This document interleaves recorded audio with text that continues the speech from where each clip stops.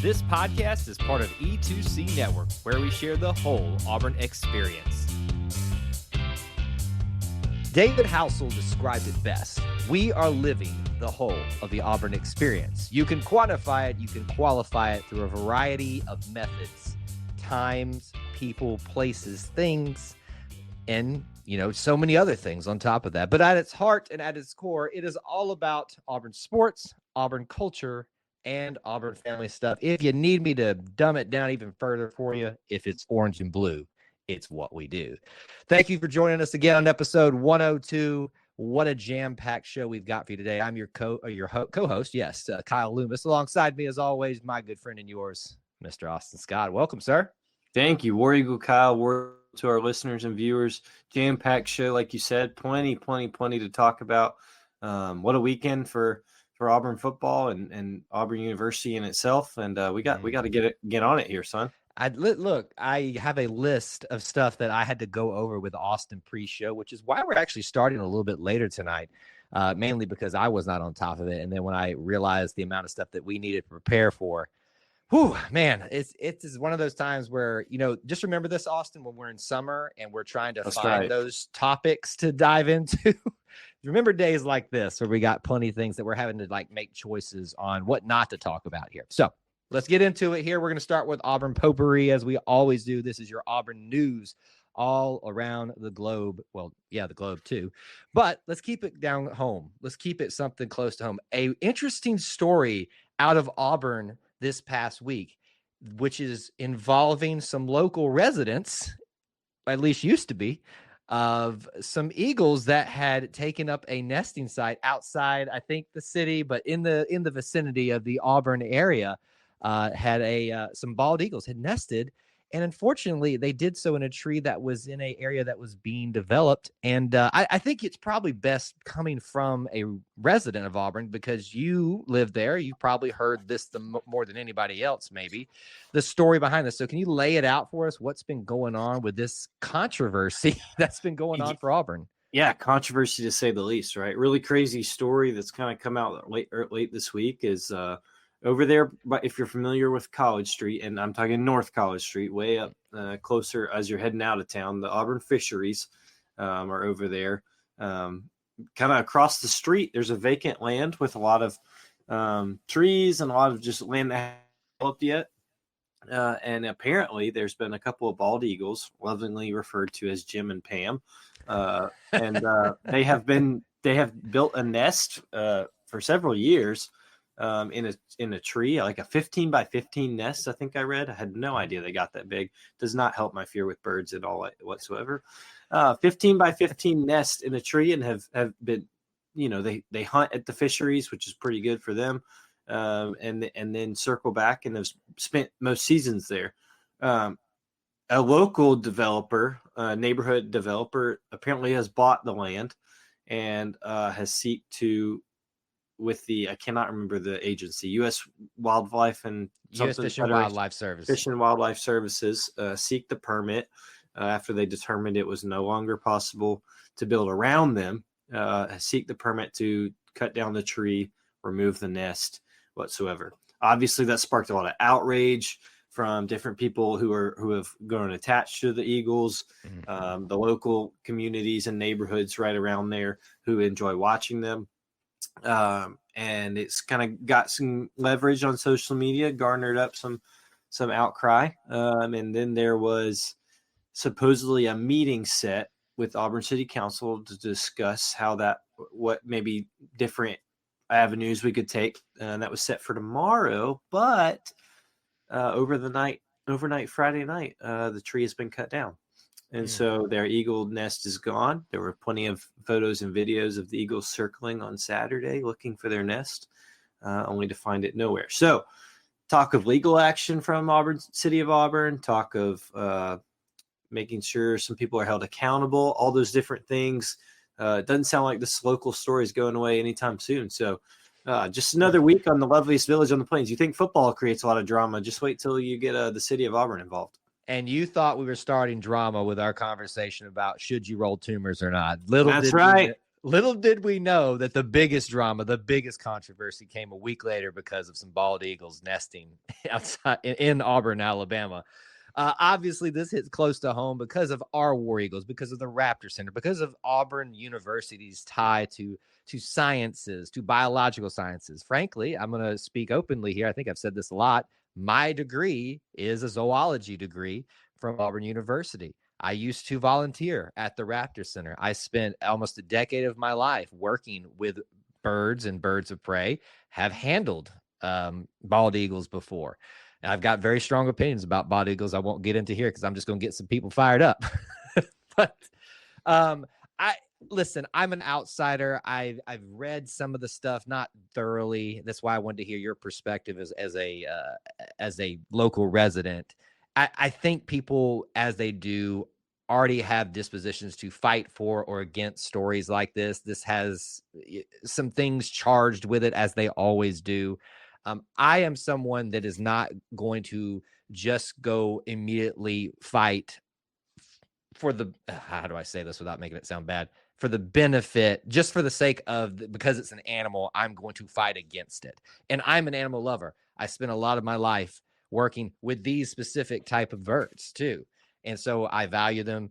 I don't believe I'm mistaken on this. They're no longer on the endangered species list. That's so correct. This is not a issue in that regard. However, if things were done outside of the way they should have been, then that's certainly a problem.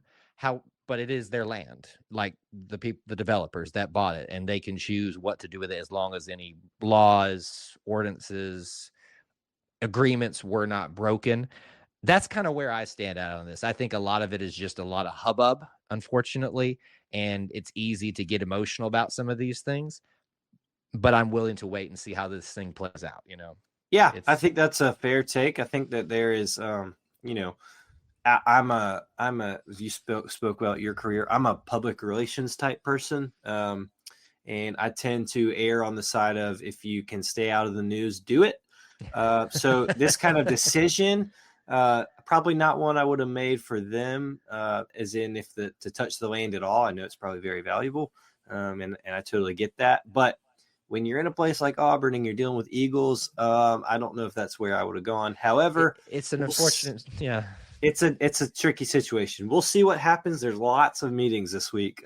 People talking about he said, she said, what they did, what they said they wouldn't do, all that sort of thing. So I don't want to say that we'll keep you updated on this developing story, but we might. Who knows how long this will take? Listen, it's, we like to go into the random Auburn news segment, and this is certainly one that swept at least the local community, because I got asked about it all game day. That's how big of a news story you knew this was. On game day, this was the talk of the day leading up until the game actually started.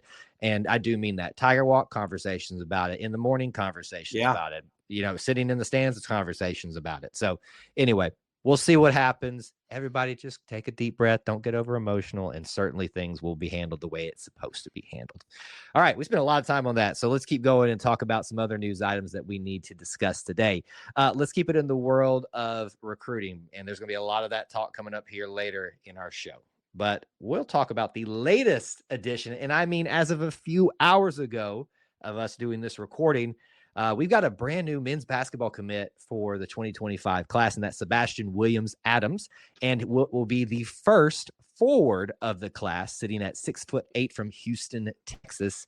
Bruce Pearl is starting to fill up that the big man category. We'll talk about some of the guards here a little bit later in the show, but I mean, it's nice to see us starting to fill out getting halfway through filling out a whole team, if you're going to throw a whole starting lineup up there with your recruiting class. Yeah, absolutely.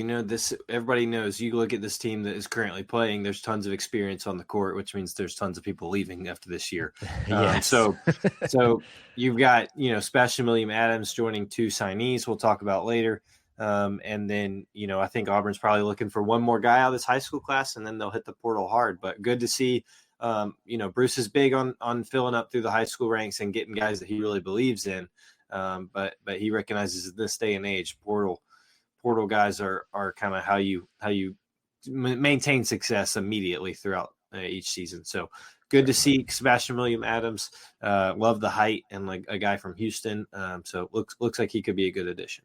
We like sending people to Houston, Jabari, and taking them from That's Houston. right. So I think that's the correlation we could walk away with right there. I get feelings of Jalen Williams when I see, power forward, 6'8", not trying to put something on the kid, but obviously just the winningest basketball player of Auburn history all time, but just a little bit of that, and the tie-ins with the Houston and Jabari. And look, there's a void, as you said, that's going to need to be filled. And certainly I think he's going to have the opportunities to play if he when he comes here and hopefully eventually signs with Auburn. Let's keep it in the recruiting realm here. And we'll kind of take these together.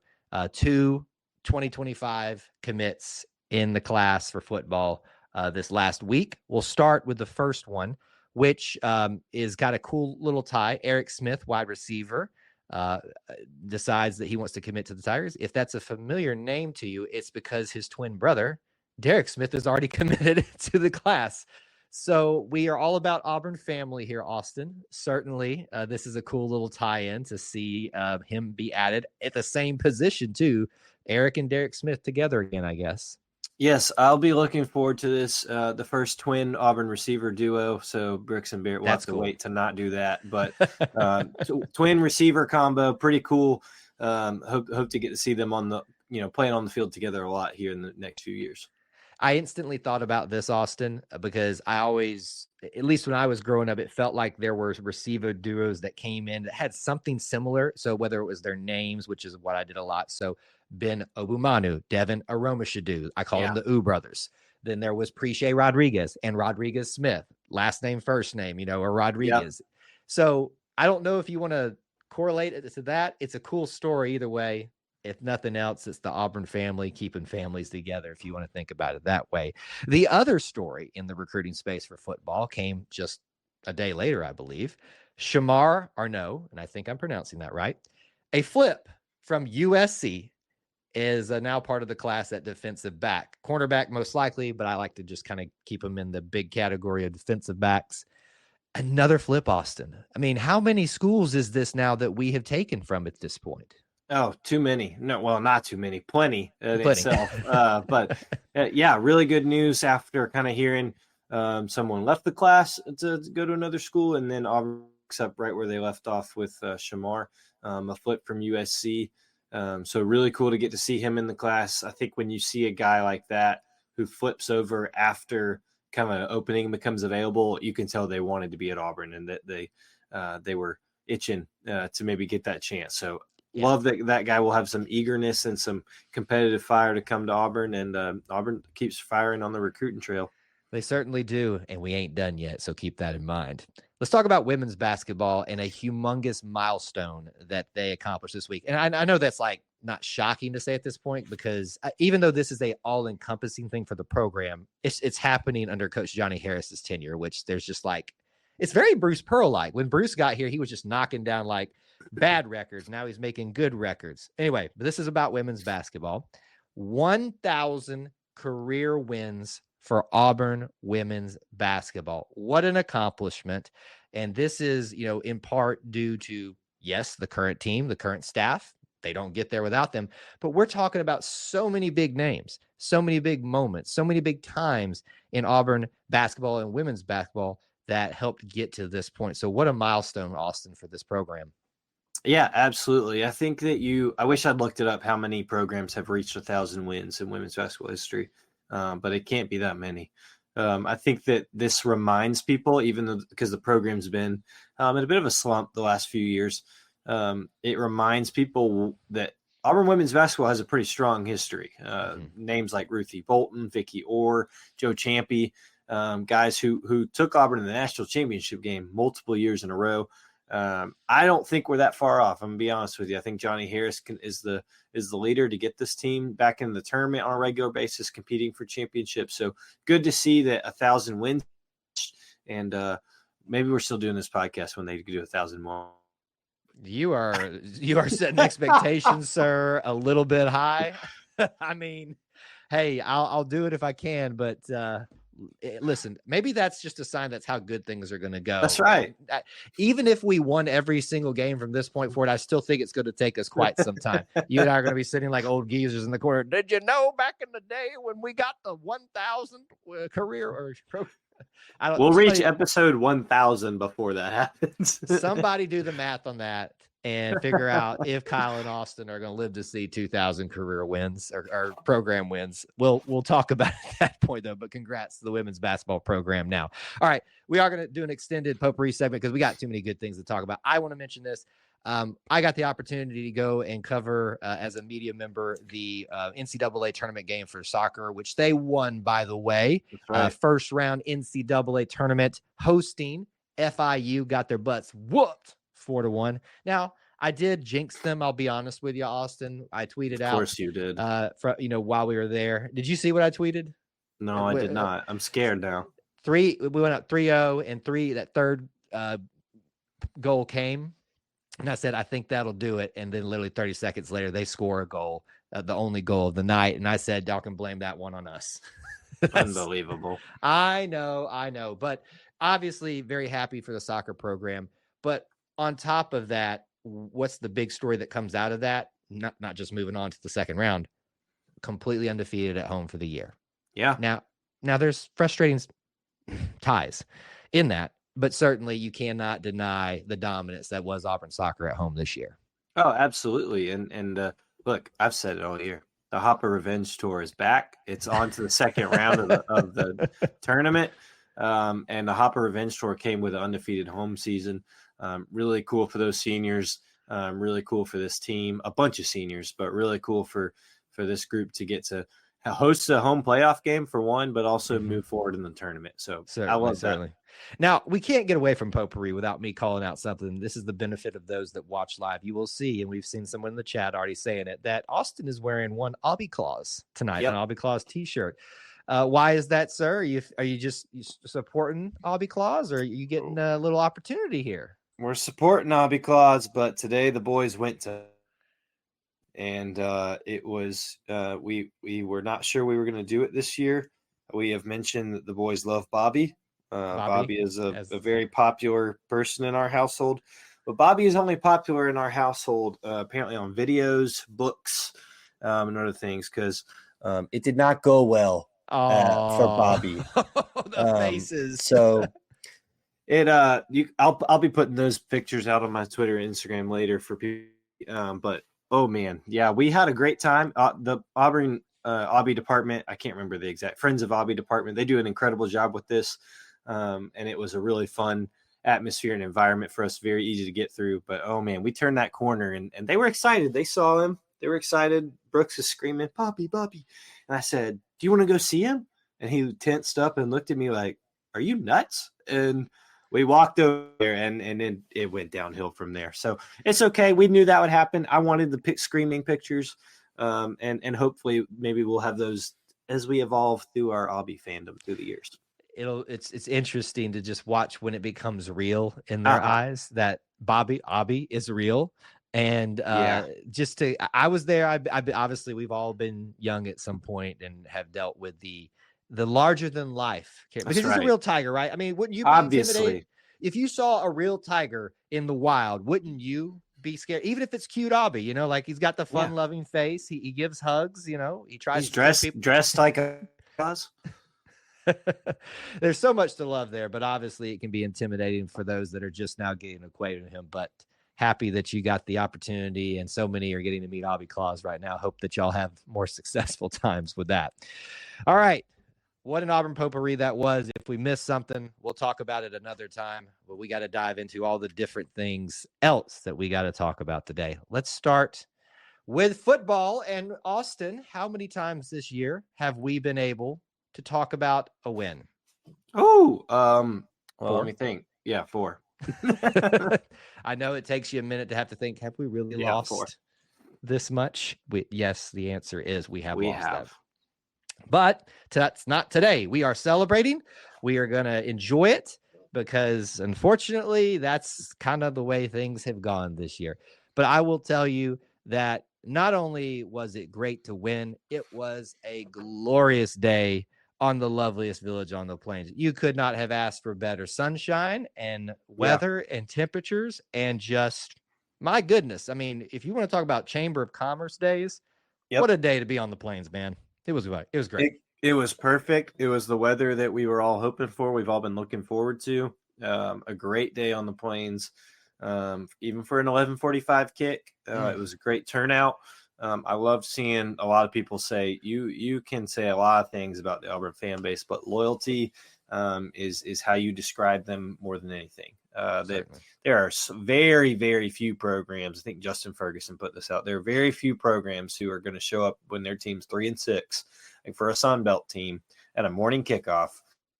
Stadium was this week, so really cool. I got to go for a little over a half and sit with my dad. Really loved it. But it could not have been a better day for weather. And then you take the game in itself, a really good offensive performance for Auburn. I know it was Louisiana Monroe, people, but do you really have something to complain about this when it's been this season? Just good to see Auburn take care of business. Good to see freshmen continue to step up. And this is the last one. You got to tune up some things before you got two big ones coming up. So really good to see them put it all together. And look, this is important for tuning up, certainly. And boy, did they tune up in some ways. Some very big games we want to talk about here. Obviously, there are bowl implications here. If you don't win this one, there's no hope. Now, we can certainly debate the amount of hope that you should have in that being completed in a result, and that will take care of itself next week and the week after that. But you had to have this one. So, a lot of people talk about, is the team going to quit or things like that? And they've had every excuse to do that when it didn't go the way that we wanted it to, then I'm sure they expected for them to go. But certainly they came out there with a lot of fire. I thought there was a lot of effort in a game where you just kind of look at the opponent and you go, yeah, we're having a bad year, but we still should just rock these guys.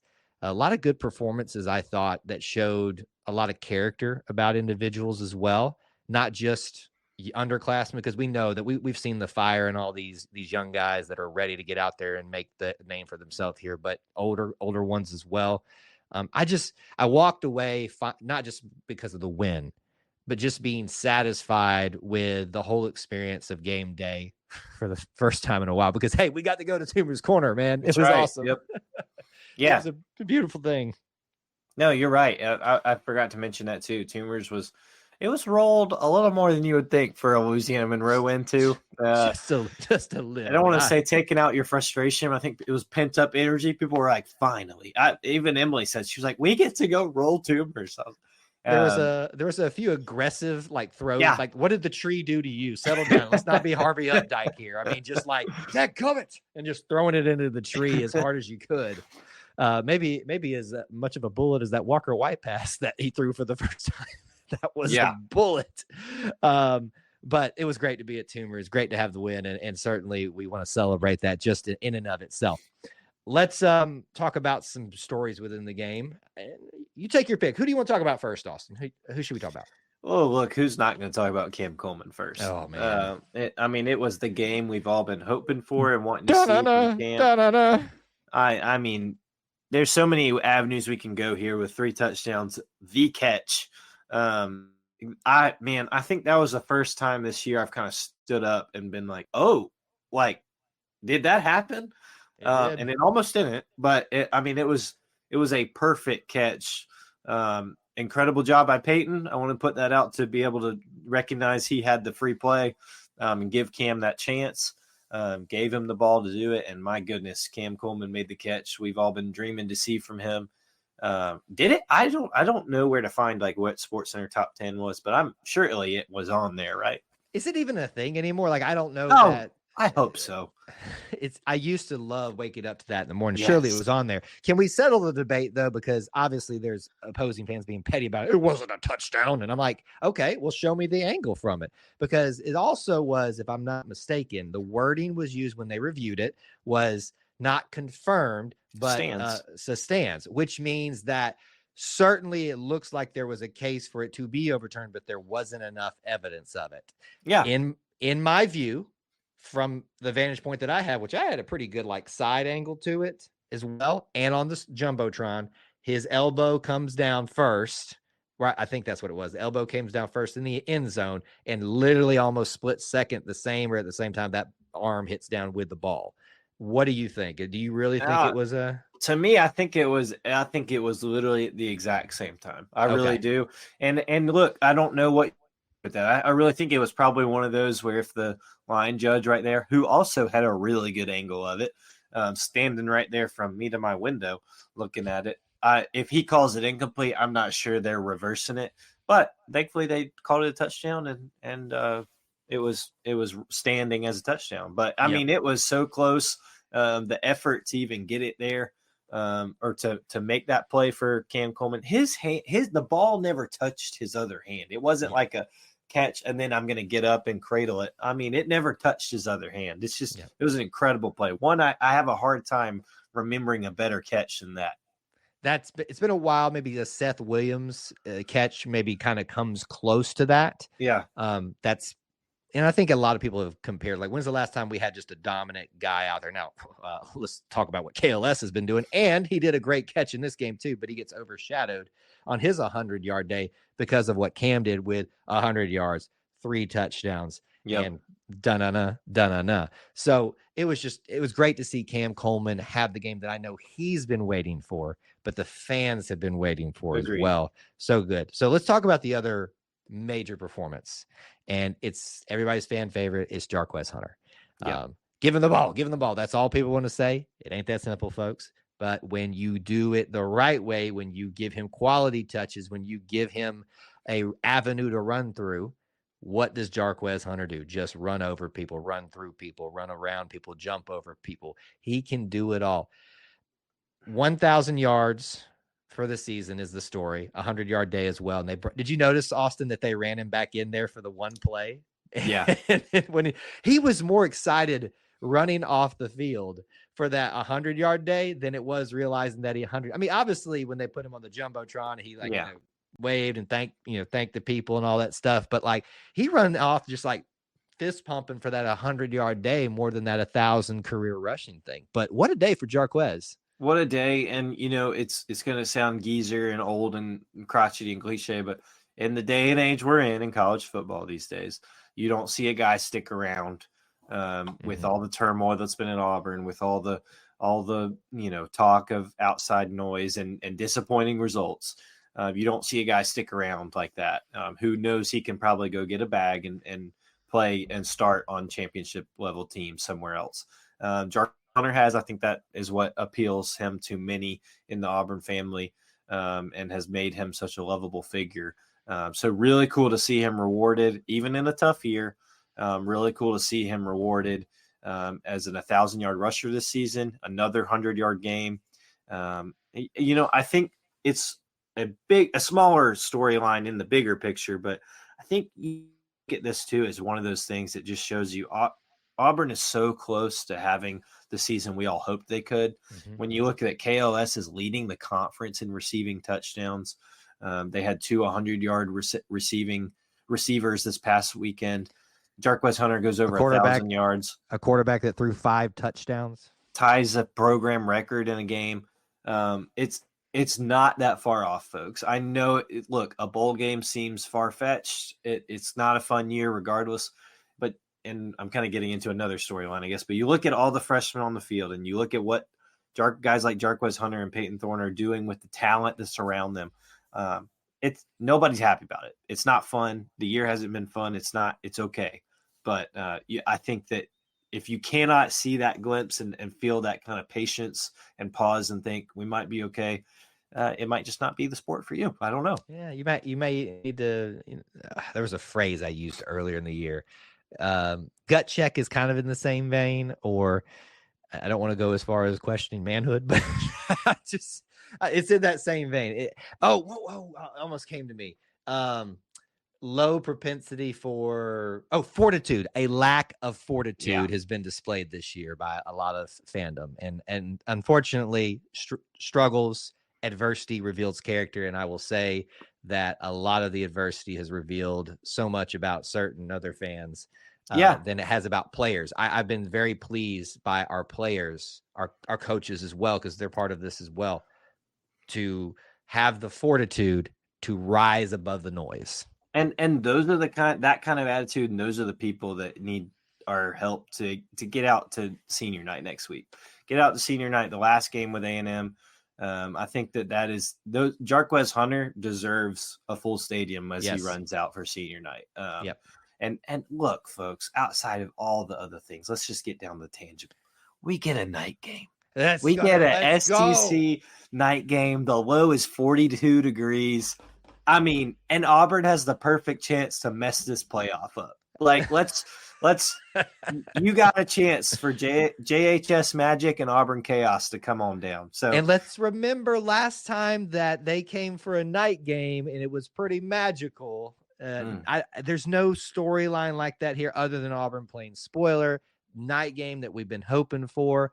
But folks, let's show out again. This is our call to action for you. I'm going to be there. I believe Austin's going to be there unless he has that. There you go. He's going to be there. So you got no excuses now. Now, if we lose, it's Austin's fault, as we've always talked about.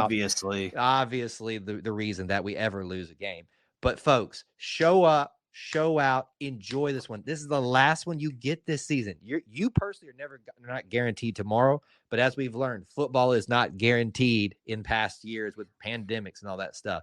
Enjoy the heck out of this. Show up, show out. Let's show A&M again that they there to start worrying about coming to Auburn and playing in Jordan-Hare Stadium. I'm done. Okay, you got me all mic drop right there. You got me all fired up now. Show these players that you love and support them. What a game. What a weekend. A big one coming up. Much more to talk about in the football realm next week. Let's move into what is going to feel like another Auburn potpourri segment. I'm going to be honest with you. I wanted to do this one, though, with Austin because we talk a lot about recruiting, mainly in the football realm, a little bit in the basketball realm. And I know that's where the majority of you all kind of put your focus on. And I understand and all that. But there was a big week this week. If you weren't paying attention, I could not stop getting the emails, the updates and stuff. Apparently it was either early or real signing day. Who knows what windows Nobody actually are. knows anymore. Yeah. I think, by the way, for football this year, they're actually just calling it signing day. What's coming up in December is what I saw the literature on it or whatever. Certainly that discussion is coming up in not too distant future. But we got several programs, and I think we've got them all. We may be missing one or two that maybe had some list out there, but several of our programs announced their signing days, early signing days, whatever it is. And I think we've got the complete list. If we're forgetting anything, please forgive us. So what we're going to do is go through each of them, and we're going to just give you the names, give them shout outs, maybe a quick storyline from each of those, so you can be better informed as the Auburn family, as our audience here, about who you got coming to be an Auburn Tiger coming up very, very soon. So let's start with one that everybody's going to be very, very familiar with, and that's going to be this Auburn recruiting class that was announced this week. We have already talked about in our potpourri segment about Sebastian Williams-Adams. I don't believe that he is part of this signing list as that we've seen thus far. He's probably signed now that we're live. That's how it goes, right? Yep. So just acknowledging that part of it. But let's talk about the two that we know were announced that for sure. And one of them is very recent. Caden Magwood, guard 6'2", 170 from Louisville, Kentucky, commits this week. In addition to Simon Walker, who has been committed for a little while, a guard 6'4", 175 from Huntsville, Alabama. So two guards. We can debate who's going to play what position, things like that. Sure. But that is your signing class as of this moment. Obviously, it ain't done yet. So let's call this the early signing class for them, right? I feel like that's the appropriate Sure. thing. Why not? Why not? Who knows what it is anyway? Yeah, two guards. I think that you look at Tahad Pettiford already on the team. You want him back for another year. Mm-hmm. I don't think JP Pegues has another year. Don't think so. I think that they don't have another year with most of this team, just because it's so experienced. But probably looking like guards are done there from the high school ranks. We already mentioned Williams-Adams is a forward. I believe their other target is a forward. And then the portal will be really interesting to see what they do. See if they find another JP Pegues, like a veteran guard who can kind of provide that calm and leadership. But looking really good. Both those guys look like Bruce Pearl, Auburn basketball guys who can shoot it, who know how to handle the ball well. So really looking forward to both of those guys. So when I saw these guys, I thought versatility, and I think that's how they were described too. I think if you were pushed, that you would put Caden more as not more as, but I think he even calls himself a point guard that can score. I think that was literally his words. So if you had to pin somebody into a hole, there's going to be Caden as a point guard. Simon being a little bit taller, yes, a little bit more of your prototypical shooter, swingman type maybe, is going to be that type of guard. Now, as we've seen, we can just plug and play wherever. That's what Bruce likes to do, wherever it can fit the best. So don't pigeonhole somebody. We'll see how all these guys shake out. And hey, as we've talked about, probably ain't done yet. We're going to move on to our next one. And yes, we are going to, at least for a minute here, we're going to talk about equestrian recruiting, because we need to talk about them and mention who's going to be here. So for a lot of these lists, I'm going to have to read through all of these. We're not going to do all the information, just want to give you their names, and we'll give you some quick points here. So for your 2025-26 Auburn equestrian signees, we got, I'm going to get all these names right, hopefully. Mara Clennon, Kendra Dick, Emily Jernove, Annalise Lance, Angelina Morton, Caroline Olson, Emerson Ricketts, Kaylee Reif, maybe, Sandy Smith, Sophia Teach, and Libby Wilhelm. I think I got them all. 11 total signees, Austin. You and I obviously aren't proficient at equestrian. We do have Auburn Equestrian Podcast run by Auburn Elvis you should check out. But what I see here, just breaking it down, you've got 6 Western, 5 jumping seat, it looks like. So it looks like we had an emphasis on Western, at least. The cowboy hats mainly. Yeah, split down the middle kind of basically. So good to see that. My goodness, look from all over. That's another thing too. Yeah, you got Connecticut, Indiana. What's the most surprising one that you took away from this? Connecticut blows my mind. There's multiple, and I'm probably showing my equestrian ignorance there. I bet Connecticut produces some equestrian talent, but that is a full list of the continental United States of where you can get equestrian talent. And look, who wouldn't want to come to Auburn? Listen, national champions. We are 6 in a row SEC champions. So even when we can't win the national championship, we're dominating the conference. So number 1 right now, baby. Come on in. Here's your next class, who may be your next group of national champions coming to Auburn. Time will tell. Let's talk about our next group that we've got on the list here. And we're going to mention gymnastics. Let's do gymnastics. We got 4 total to talk about in this signing day that were announced. And certainly some interesting things to talk about here. We've got, starting off, Charlotte Booth, Adriana Console. Again, I apologize if I'm not pronouncing these right. Rebecca Smith and Bryn Torrey. So what I noticed, obviously 4 total for the gymnastics signing class, Austin. But I think if you look at this, you're going to find an interesting maybe connection to one Miss D. Ford and Charlotte from across the pond, a Brit coming to Auburn again. I think Coach Graba probably brought her in while she was here, said, hey, we need your help with some recruiting across the pond. No, really cool for Charlotte Booth. She was an alternate for the Great Britain Olympic team. Get it right. They are scoffing at you right now. Well, we got her, so I don't know what we need to say about that. And we won the war, by the way, too. Sorry. Sorry. D, it's just a joke. It's just a joke. Settle down, D. She's really never appearing on their show again. Really cool for Charlotte, and it will be an added kind of thing I'm sure that Auburn marketing will love to get all over, is that we've got a Brit on the gymnastics team. Yeah, I think it's a fun little storyline, and certainly we'll have some fun with that when she's here at Auburn. But you've got 2 from Texas as well, 1 from Virginia. Texas apparently has got a lot of talent when it comes to gymnastics, but welcoming this group for Auburn, and maybe, as we talked about with many others, future national champions. Let's keep moving on here. Our next group to talk about for signing days, early signing days, we're going to mention men's golf. And if you're not talking about champions, let's talk about the defending national champions and in men's golf and their group that they're bringing in. 3 total: Jake Albert, Logan Riley, Jack Roberts. What I noticed right off from this list, and probably the most important thing for you to know as Auburn fans, is we have got the number 1 junior ranked golfer that is going to be joining us. And if having Jackson Coyven and so many other great talented guys here wasn't enough, we're getting the number one currently listed in the junior rankings. It's a pretty good get. Oh, absolutely. It just keeps on going. The rebuilding from Coach Kleinert and his staff looks good. Not rebuild, retooling, I should say. But love to see that many guys, 4 guys want to join the team. Look like they all have accolades of their own, especially Logan Riley with number 1 junior golfer. That Jackson Coyven came in as a freshman and made quite the impact right away. So hopefully we get to see the same thing from Logan and the rest of these guys. It's big shoes not to fill because Jackson's still here as the freshman year that he had, but certainly continuing to retool, revamp, not rebuild, because we're national champions, baby, and champions go get champions, as they did with the number 1 ranked junior golfer here.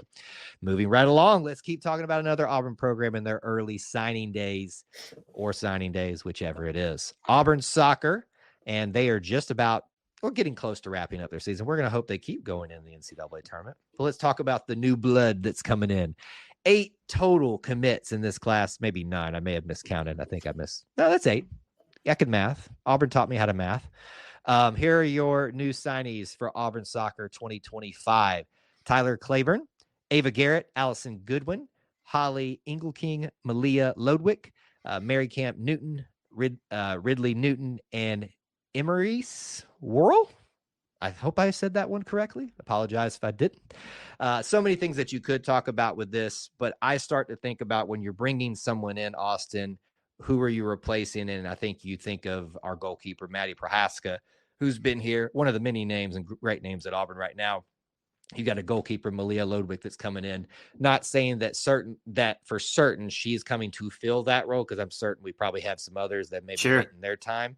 But when you think about, is it too much to say legend leaving?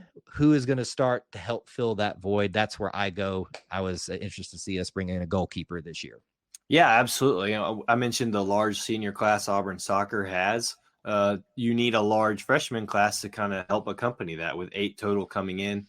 The portal's a real thing in college soccer too, but to have 8 total freshmen come in, those are big spots. And Auburn, Coach Hoppe and Auburn's going to need them to kind of refill the ranks.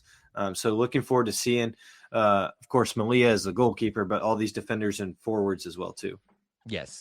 He is it's a great group. So many defenders, so many forwards, but goalkeepers, obviously, if you don't have somebody in the goal, all they can do is just kick it down the field and maybe have a good shot at getting it in there. So welcome to our soccer class for this year. We're almost done, folks. We got a couple more to get through here. Let's talk about softball, and softball season will be right around the corner. We've got a signee class. Certainly there have been a lot of transfers that have already been brought in, and I believe a couple of transfer pitchers, but we're focusing right here on softball. That was announced this past week. 7 total signees for 2025. You got Delaney Amua, Charlie Butler, Brittany Godfrey, Melania Loastari. I'm trying my best. Ava Ratliff, Haven Roebuck, and Daigle Wilson. So if you look at this group, 7 total. It's good to see Alabama girls. We talk about this in football a lot. Recruiting, how important it is to take care of your state. I would imagine there's a lot of good softball in the state of Alabama. Oh, yeah. One from North Alabama, one from down south in the Orange Beach area, wanting to take care of that. But I found it interesting, only 1 pitcher, and I know you don't use a ton of pitchers in softball, Austin, but I think maybe if I'm kind of maybe speaking out of turn, you can correct me, since we brought in some transfers already, that maybe explains why only 1 pitcher in this class. I was thinking the same. First signing class for the new coaches. Don't forget, people. We got 2. Thank you for reminding me. I don't forget about it until but it always hits me when somebody says, I'm like, oh wow, we are doing that thing, and it's kind of cool. Yeah, that's right. But first signing class for them. I don't know if you can add more. We don't understand signing day. I'm not sure the NCAA understands signing day. Yep. But so really cool to see for them. And I mean, again, I don't want to beat the dead horse, but my goodness, California to North Carolina, east to west, these coaches who have history of being at premier schools and being all over the country. are using those recruiting chops to kind of encourage people to come to Auburn from all over. So really neat to see. I'm with you on the pitcher. I think that pitching is probably something that they have now added a lot of through the transfer portal, but will probably continue to add through the transfer portal, as you can never have enough. And if you can find the elite one, you know how well that can be. Yes. Certainly, it's an exciting first group, and that's probably the biggest storyline. This is that first full group outside of transfers and stuff that these co-head coaches are bringing in together, setting the watermark for what the standard is going to be at Auburn recruiting wise, but also production wise out in the field. So welcome to this group, and we're excited to have you in this new era of Auburn softball. And finally, we made it through the whole list. We got one more group and one more program to talk about from this early signing day week previously that we were kind of paying attention to all last week. Women's basketball. We started with men's basketball in our long discussion. We're ending with women's basketball just to round it out. 6 total signees to talk about here for the 2025 class. And please forgive me for my mispronunciations of some of your names. Doesn't mean that I value any less. It just means I can't talk, and somehow I still have a podcast, which is amazing to apparently a couple of folks out there. Miracle. So here are all our individuals. Miracle, Akpoteobo, Jakira Butler, Yu-Ting Ding, Brandy Herod, Sasha Joseph, and Nyla Wilson. Now, certainly, we always want to value every single one of these ladies that are coming to be an Auburn Tiger. But I think it's hard to ignore. I can't talk, apparently. Hard to ignore the big storyline most recently with Nyla Wilson. And I think we talked about it on a previous show. I will preach every day until twice on Sunday, Austin. Stars don't matter what you come in with, but what you leave with. But certainly it does get people excited when you see that next to someone's name. And we talk about check marks in the rebuild of Auburn women's basketball under Coach Johnny Harris. This is another stepping stone, it feels like, if nothing just in perception, to bring in someone like as part of this class, Nyla Wilson. Yes, absolutely. Last week, I think I likened it to Mustafa Heron signing for Bruce Pearl. I'm still blown away by that comparison. That's brilliant. Good ideas come to me every now and then. But I think that when you look at that, and it's the perception, and the other kids take notice of, oh, what is Coach Harris telling her? And what does she see in Auburn? Because I like her and I want to play with her. I think that helps this program build back to what it was and to reach that next 1,000 wins. So I think that you have to look at that. And look, apparently my theme of this list has been look where people come from all over for Auburn. I'm glad you brought that up. So let's talk about it. But oh my goodness, I don't think women's basketball is outdone by anybody. First, we have Miracle. I'm not going to try her last name because I'm less educated. It was originally from Delta State, Nigeria, and now in Dallas, Texas. And then you have Yu-Ting Ding, which got a lot of attraction on social media this weekend, from the Hunan province in China, coming to play at Auburn. China, Nigeria, 2 different continents, coming to the little old loveliest village on the plain. Just little old Auburn. Just little old Auburn. You know, Bruce went out to Australia and Jack Purchase, if you remember him. Oh, good pull. Yeah. It's almost like we do this for funsies, or some of us do it for their job, but some of it do for funsies. But yeah, I love that angle of this, getting someone to come over from China, from Nigeria. And certainly you love homegrown talent, and you got somebody from Oklahoma, Atlanta. Bruce loves to go get people from Atlanta. Love to see that. Johnny loves to do that too. Virginia. So all over the place, Auburn's going out and getting talent no matter where they are from. So excited for this class. Well, we don't talk about it enough, probably, as we should, but the international students at Auburn, and I hate that they took down the flags in the student center. But here, can I real quick? Quick aside on the subject. I'm glad you said that. Just as a quick aside, did you notice where they represent the flags now? Yes. Okay, so they do honor the flags. I do. in some way. Yes. Okay, go ahead. It is. I do like that it's still honored. The flags were just so iconic to me. But regardless, you can look at that now. What would you call it? Wall piece. Yes. Where all the flags are represented. Wall art. And see just how many people are at Auburn, have come to Auburn because they want to be at Auburn. these women's basketball players are no different. It will be very cool to see their Auburn story and Auburn experience evolve. So congratulations to them. Congratulations to all of our signees, now a part of the Auburn family, wherever they're from. We look forward to your Auburn careers and your Auburn experiences. To tie a nice little bow on it, as we start the show out saying every single time, it's all about everybody's different times, the different people, the different places. The Auburn family and the Auburn experience is so wide and so vast, and that's what makes it such a great show, a great topic, so many topics to do a show called the Auburn Experience about. That's episode 102 for the Auburn Experience podcast. Thank you so much for sticking with us through a full show this week. Thank you guys for hanging out with us. You can keep up with me on X at Kyle Loomis 24. Where can they find you? Yeah, at Austin G. Scott. Be on the lookout for those Obby Claus picks. You will not be sorely. I don't even know the word I'm trying to say. You won't. We're train wreck. You've gone so long. We've gone so long on this show that I'm dying here. I warned you. I warned the listeners. It'll be worth it. It'll be worth it. Just check out the shots of Austin's twin boys and Bobby, as they cry when they meet their hero for the first time. All right. Thank you guys for tuning in, whether you're live or replay the audio podcast. Until we talk to you again. War Eagle. War Eagle.